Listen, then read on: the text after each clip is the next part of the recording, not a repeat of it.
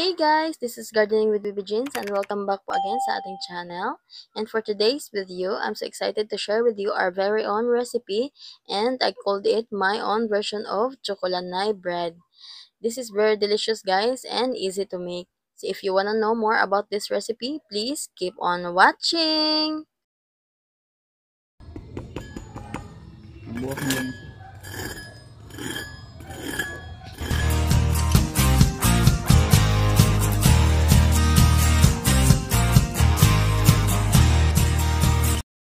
At dahil po sa sobrang init po sa loob ng bahay at mukhang summer pa rin dito sa amin, kaya dito pa tayo sa labas magluluto ng ating chocolanay bread. Dito po sa ating bowl ay naglagay lang po ako dito ng 2 cups of bread flour, 1 cup of brown sugar, mag-a-add din po tayo dito ng half teaspoon ng baking powder at half teaspoon ng iodized salt. Pagkatapos ay i-mix lang po natin ito ng mabuti.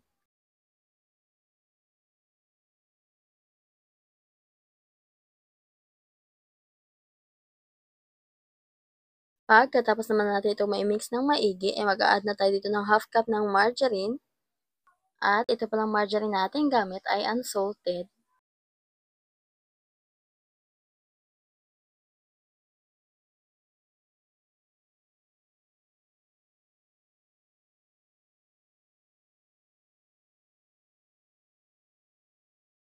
Pagkatapos natin mag-add ng margarine, ay mix po natin ito gamit ang ating mga kamay. Mas mapapadali kasi guys pag kamay po ang ginamit po natin sa paghahalo.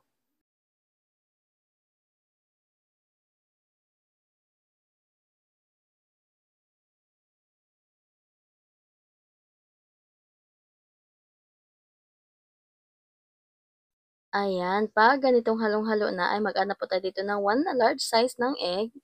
Pagkatapos ay i-mix pa rin natin ito gamit pa rin ang ating mga kamay. Don't worry guys, ay naka-gloves naman po tayo.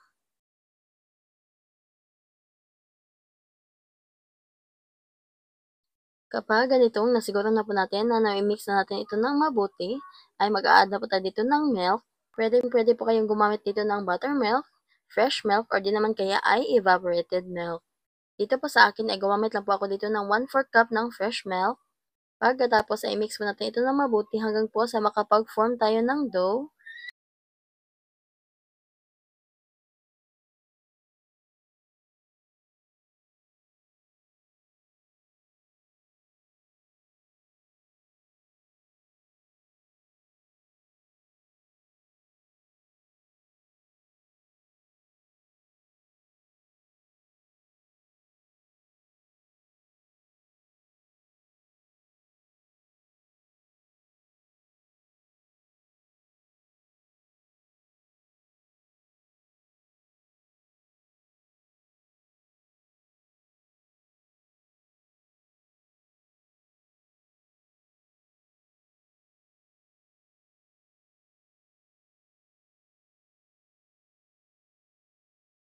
Ayan, nakapag-form na po tayo dito ng dough. Dito naman po, i-continue po natin itong masahin dito po sa table para po mamasa po natin ito ng mabuti. Nag-sprinkle lang po ako dito sa table ng kaunting flour para ito po ay hindi dumikit.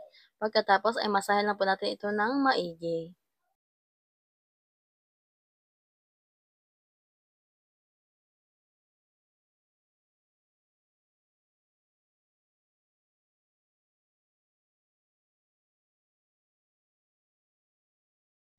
Pagkatapos po nating masahin yung ating dough, ay rest po natin ito ng mga at least 15 to 20 minutes. At before po natin ibalik yung ating dough dito sa ating bowl, ay nag-spread lang po ako dyan ng oil para hindi po maging dry yung ating dough habang ito ay nire-rest natin.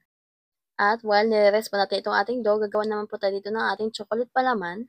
Dito po sa ating bowl ay magmi-mix po tayo dito ng 1 cup all-purpose flour, 1/2 cup cocoa powder, 1/2 teaspoon baking powder, 1/2 teaspoon iodized salt, at 1/2 cup of brown sugar. I-mix lang po natin ito ng mabuti until po mag-well combine yung ating mga nilagay.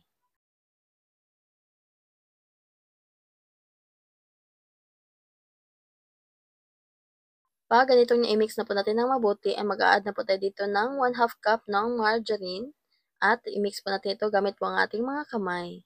It's better talaga guys to use your hands habang nag-mix po tayo ng ating margarine sa ating dried ingredients para po ma-mix po natin ito ng mabuti. Kasi po pag ginamitan po natin ng spatula, may tendency po nakakapit po yung margarine sa spatula.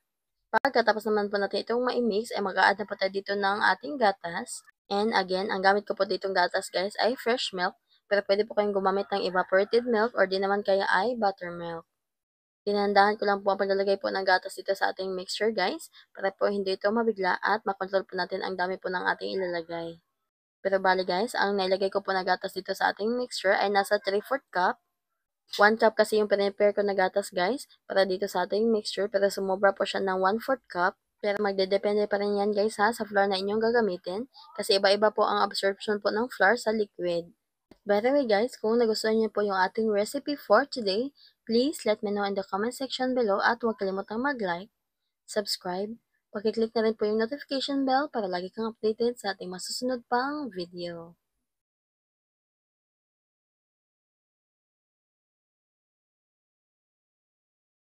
Ayan, kapag ganito na po yung texture po ng ating palaman ay okay na po yan.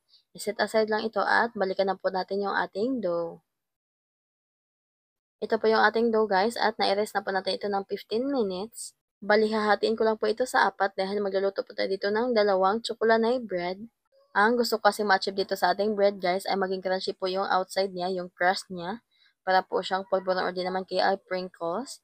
Tapos yung loob po niya, yung palaman po niya ay smooth at runny. Ayan, hinati ko na po ito sa 4 at gagamitan pa natin ito ng rolling pin dahil lalaparin po natin ito. Dapat sakto lang po yung kanyang pagkalapat guys ha. Huwag naman po yung masyadong manipis para hindi naman po mabutas yung ating dough.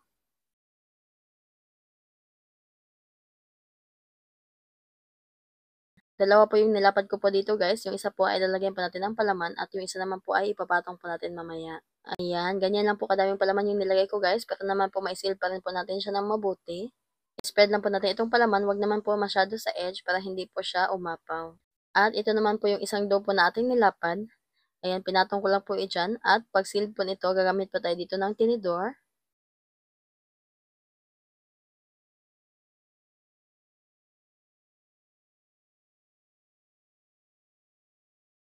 Ayan, natapos na po natin i-seal yung ating chocolate bread.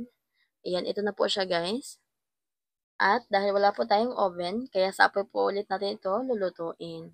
At dahil po wala po akong malapad na aluminum or stainless plate, kaya ito na lang po yung ating lulutuan. Nag-grease lang po ako dito sa ating baking pan ng margarine.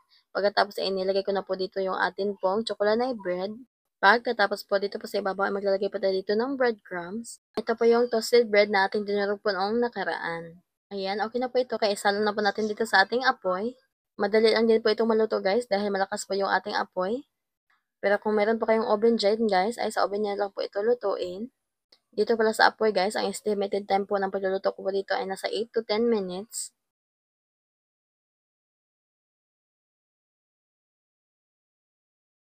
Ayan, after na nga ng mga 9 minutes, ay luto na po itong ating chocolate bread. Ayan, ito na po siya guys. Ayan, napakaganda po nitong tingnan. Ang ganda po ng crust po nito guys. Napaka-crunchy po ng kanyang outside. Tapos, ang runny po ng inside po niya. Napakasarap po guys. Ayan, kung makikita niyo po dyan. Napakasarap po talaga at sobrang init pa po nito guys. Dahil kakahango lang po natin ito. Oh. Oh. At ito naman po yung pangalawa po natin ginawa guys. Ayan, nilagyan na po natin ito ng daw ng saging dahil hindi po siya magkakasya po doon sa ating llenera. Dahil medyo malaki po itong panghuli po natin ginawa.